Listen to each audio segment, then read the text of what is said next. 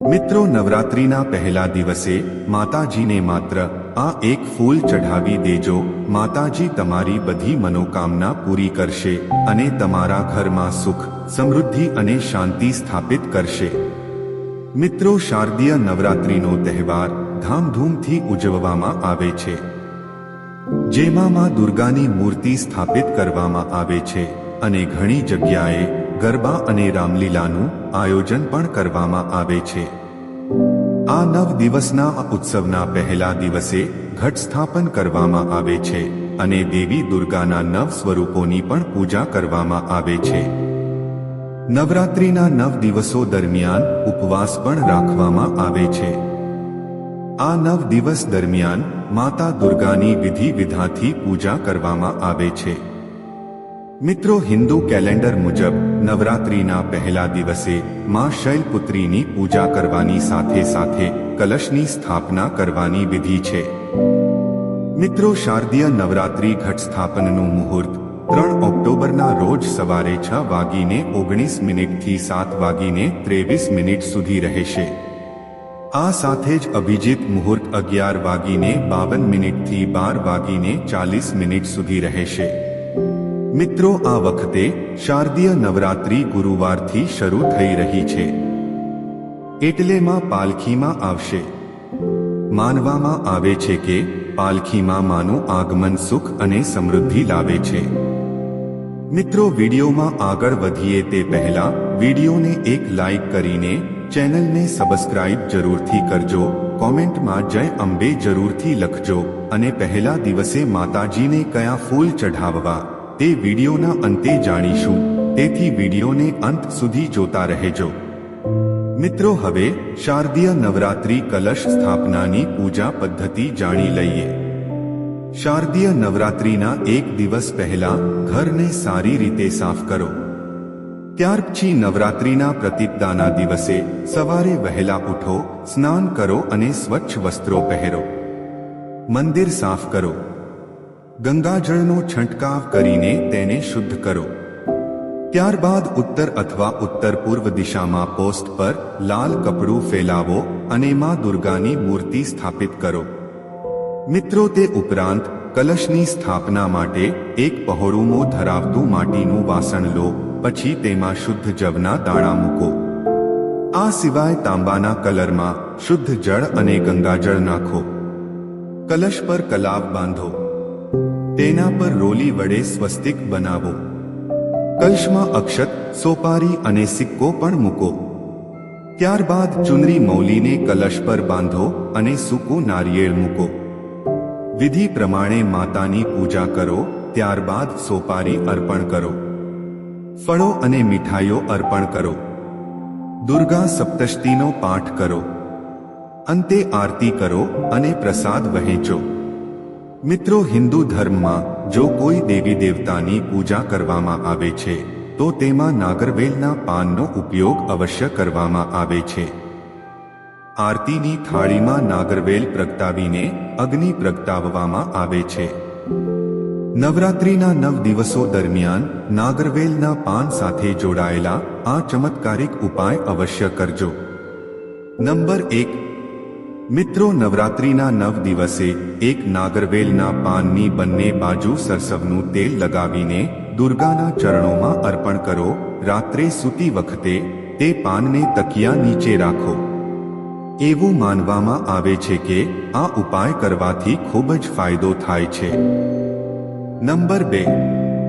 જો તમે દેવી દુર્ગાને ઝડપથી પ્રસન્ન કરવા માંગો છો તો નવરાત્રિના 9 દિવસોમાં પૂજા કરતી વખતે એક નાગરવેલના પાન પર ગુલાબનું ફૂલ મૂકી ત્યારબાદ નવરાત્રિની 9મી પર પૂજા કર્યા બાદ તમામ સોપારીને નદીના પાણીમાં તરતા મૂકો. આમ કરવાથી દેવી દુર્ગા જલ્દી પ્રસન્ન થાય છે. નંબર 3. જો તમે આર્થિક તંગીનો સામનો કરી રહ્યા હોવ તો નવરાત્રિના પ્રથમ 5 દિવસોમાં ચંદન વડે સોપારીના પાન પર ઓમ હીમ કલીમ ચામુંડાય એ વિચ્ચે નમ લખો.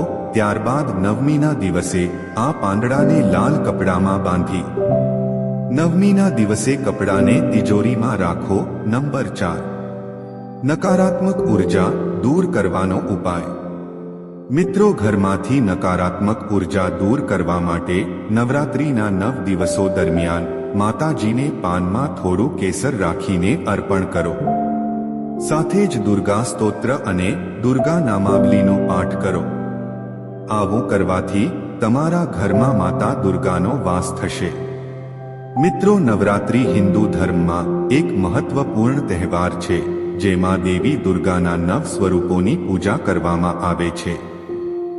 તેમજ દરેક દેવીનું એક વિશેષ સ્વરૂપ હોય છે અને તેની સાથે કેટલાક ખાસ ફૂલો પણ જોડાયેલા હોય છે. દેવીની પૂજામાં ફૂલોનું મહત્વનું સ્થાન છે, કારણ કે ફૂલો માત્ર દેવીને જ પ્રસન્ન કરતા નથી, પરંતુ ભક્તોની પવિત્રતા અને ભક્તિનું પણ પ્રતીક માનવામાં આવે છે. મિત્રો, જો નવરાત્રિ દરમિયાન દેવી દુર્ગાની પૂજા યોગ્ય ફૂલોથી કરવામાં આવે તો તેમના આશીર્વાદ મેળવવાનું વધુ સુલભ બની શકે છે. ચાલો જાણીએ કે 9 દેવીઓના પ્રિય ફૂલો કયા છે.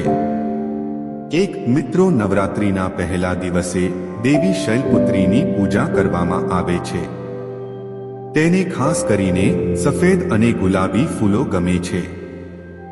તેથી ભક્તોએ ગુલાબ અથવા ચમેલીના ફૂલ અર્પણ કરીને તેમની પૂજા કરવી જોઈએ. 2. નવરાત્રિના બીજા દિવસે બ્રહ્મચારિણી ભક્તો દેવી બ્રહ્મચારિણીની પૂજા કરે છે, જે સફેદ ફૂલોને ખૂબ પસંદ કરે છે. ખાસ કરીને કમળ અને ચમેલીના ફૂલને તેમની પૂજામાં વિશેષ માનવામાં આવે છે. દેવી માતા આ ફૂલોથી પ્રસન્ન થાય છે અને ભક્તોને સાદગી અને સંયમનું વરદાન આપે છે. 3. નવરાત્રિના ત્રીજા દિવસે દેવી ચંદ્રઘંટાનું પૂજન કરવામાં આવે છે. તેમને ખાસ કરીને લાલ રંગના ફૂલો ગમે છે. તેમની પૂજામાં હિબિસ્કસ ફૂલનું વિશેષ મહત્વ છે. આ ફૂલની પૂજા કરવાથી બહાદુરી અને હિંમતના આશીર્વાદ મળે છે. 4. નવરાત્રિના ચોથા દિવસે કુષ્માંડા માતાને પીળા ફૂલ અર્પણ કરવા ખૂબ જ શુભ માનવામાં આવે છે. તેમની પૂજામાં ખાસ કરીને સૂર્યમુખી અને મેરીગોલ્ડના ફૂલોનો ઉપયોગ કરવામાં આવે છે, જે સુખ અને સમૃદ્ધિ લાવે છે. 5. નવરાત્રિના પાંચમા દિવસે સ્કંદમાતાની પૂજા કરવામાં આવે છે. તેઓ લાલ અને પીળા ફૂલોના ખૂબ શોખીન છે. ભક્તો ગુલાબ અને મેરીગોલ્ડ ફૂલ અર્પણ કરીને તેમના આશીર્વાદ મેળવી શકે છે. 6. નવરાત્રિના છઠ્ઠા દિવસે કાત્યાયની દેવીની પૂજા કરવામાં આવે છે. તેઓ લાલ હિબિસ્કસ ફૂલોના ખૂબ શોખીન છે. દેવી માતાને હિબિસ્કસ ફૂલ અર્પણ કરવાથી તમામ પ્રકારના અવરોધોમાંથી મુક્તિ મળે છે. 7. નવરાત્રિના સાતમા દિવસે કાલરાત્રિ દેવીની પૂજા કરવામાં આવે છે. તેમને નીલકમલ અને ચમેલીના ફૂલ અર્પણ કરવામાં આવે છે. આ ફૂલોની પૂજા કરવાથી કોઈ પણ ભય અને કષ્ટમાંથી મુક્તિ મળે છે. 8. નવરાત્રિના આઠમા દિવસે મહાગૌરીની પૂજા કરવામાં આવે છે. તેમને સફેદ ફૂલો ખૂબ જ ગમે છે. ખાસ કરીને ચમેલી અને સફેદ ફૂલ તેમની પૂજામાં વિશેષ માનવામાં આવે છે. આના દ્વારા આપણને માતાના આશીર્વાદ મળે છે. 9. મિત્રો, નવરાત્રિના 9મા અને છેલ્લા દિવસે સિદ્ધિદાત્રી દેવીની પૂજા કરવામાં આવે છે. તેઓ લાલ રંગના ફૂલોના ખૂબ શોખીન છે. ગુલાબ અને હિબિસ્કસના ફૂલ અર્પણ કરવાથી સિદ્ધિ અને સફળતાનું વરદાન મળે છે. મિત્રો, નવરાત્રિ દરમિયાન આ પ્રકારના યોગ્ય ફૂલોની પસંદગી કરીને ભક્તો દેવી માતાને પ્રસન્ન કરી શકે છે અને તેમના આશીર્વાદથી જીવનમાં સુખ, સમૃદ્ધિ અને શાંતિ પ્રાપ્ત કરી શકે છે. તો મિત્રો, આજની સ્ટોરી કેવી લાગી તે કોમેન્ટ કરીને જરૂર જણાવજો. અને વિડિયો સારો લાગ્યો હોય તો વિડિયોને લાઈક, શેર અને કોમેન્ટ જરૂર કરી દેજો. અને કોમેન્ટ બોક્સમાં જય શ્રી કૃષ્ણ અથવા હર હર મહાદેવ લખવાનું ભૂલતા નહીં, જેથી તેમની કૃપા આપણા સહુ ઉપર પર બની રહે. અને મિત્રો, અમારી ચેનલ પર નવા હોય તો અમારી ચેનલને સબસ્ક્રાઇબ જરૂરથી કરજો. તો મિત્રો ફરી મળીશું એક નવા વિડિયો સાથે। જય સ્વામિનારાયણ, જય શ્રી કૃષ્ણ, હર હર મહાદેવ।